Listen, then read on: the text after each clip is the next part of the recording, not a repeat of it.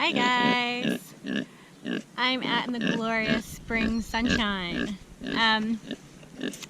I wanted to talk to you today about being self-sufficient and being self-sufficient in everything. So I'm a big believer in using natural therapies as much as I can.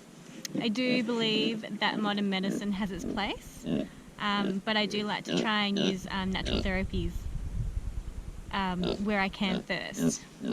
And part of being self-sufficient is being self-sufficient in all areas. So growing your own food, saving your seeds, preserving, and it can go all the way down to your health and taking control of your health and wellness. So that's why I started using essential oils. I use a couple of brands. And the reason I use a couple of brands is some are more financially accessible than others. Some other brands have a fuller range. And some brands are better quality. So yeah, that's my reason for using a range.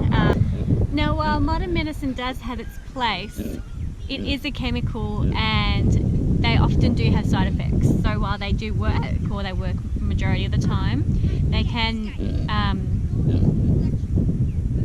still make you sick in another way. So the first oil that I started using was oregano oil.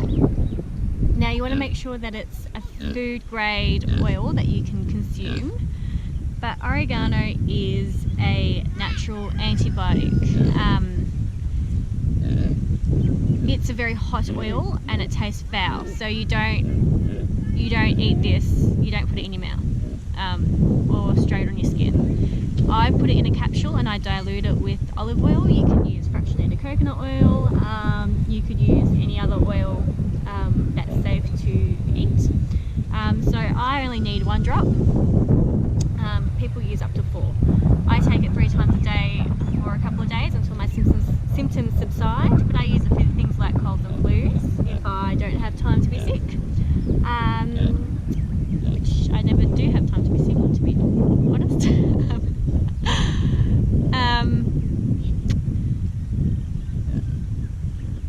You can burp it and you can taste it, it's really gross, but it really does work. When I've taken this, I've never been sick. Okay, next one. Next one is Melissa. Now, Melissa is ridiculously expensive. I use 2 brands because of that. I use one for my topical applications and one for my internal applications. Melissa is like the most powerful antiviral oil you can get, and it works. When it's just a tickle and just a bit of a cold, I'll take this one internally. You just put a drop underneath your tongue 3 times a day for a couple of days and it will work. That's in excess of $200, that small bottle. It's ridiculously expensive, but it's good stuff. So this is why I use a different brand for topical applications, because it's expensive. Okay, next one that I love is basil. Now, basil neutralizes stings and bites. So I got bitten by a couple of ants and Zara got bitten by a bee, and I put this straight on it, and it works a bit like apple cider vinegar, and it just neutralizes the bite, and the sting and the itch completely disappears. It's amazing.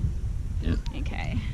The next one that I love is lavender. Lavender also stops the itch for mozzie bites, so I put that straight onto mozzie bites. I've got a roller bottle made up. Pretty sure that's straight too. And my kids know where it is, and if they get bitten, they'll apply this straight away. The next favourite is peppermint. I combine peppermint and lavender together, equal drops. If I've got a migraine and I put it on my pulse points, brilliant. It takes away the edge of a migraine, if not gets rid of it altogether. The next thing, frankincense, known as the king of oils. So when Jesus was born, frankincense, myrrh and gold were the gifts that the 3 wise men gave him, and It is believed that they weren't for the baby, but for Mary to heal in childbirth. Frankincense fights inflammation. I had the most horrible pressure in my eyes. I couldn't see, I couldn't touch them. It felt like they were going to burst out of my face.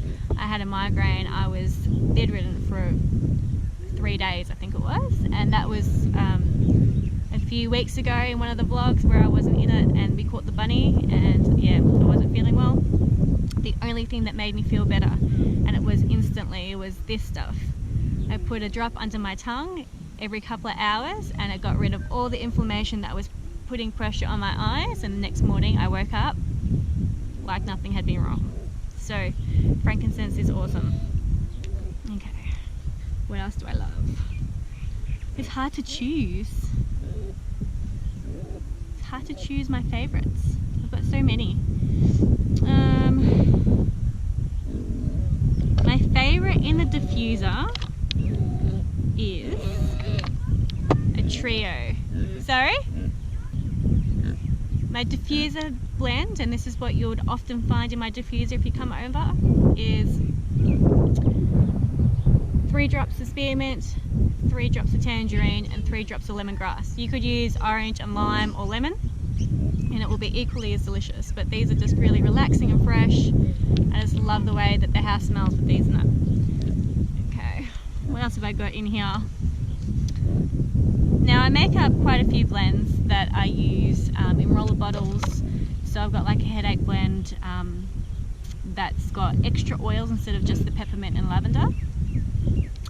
I have monthly blends and pain blends that I make. So I like having a wide range here because it means that I can just come here and find an oil that will suit my need. So for whatever reason, if something's wrong, I can, yeah. You know, clover is great for dental pain. Really, really good. I've got a wisdom tooth that's been pestering me for about 5.5, 6 years. And anytime that, you know, it causes me issues, I put a drop of clove oil on it. Clove oil is also great for mold. So if you get mold, you know, on a wall or on a piece of clothing or something like that, clove oil is fantastic to get rid of that.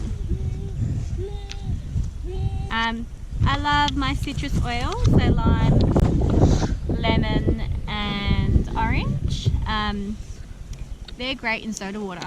So if you're cutting out sugar, which we did a year ago, but you still want something nice to drink, sometimes you just feel like something other than water.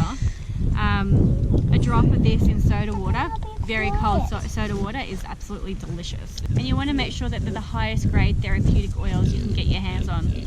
Something that can be consumed, because, you know, you don't want to do any damage.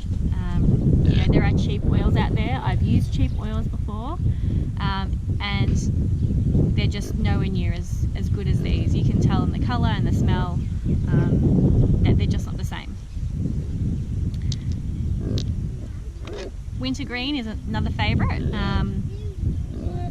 This is great for muscular aches and pains. So something like if you had a tension headache, I would add a little bit of this in with the lavender and peppermint. It's great for aching muscles, yeah, joint pain, all that sort of stuff. I really, really love wintergreen for that. And this is a beautiful pink colour. That's why the label's that colour. It's actually really gorgeous. You can't see it through the bottle, but it's a really gorgeous pink colour.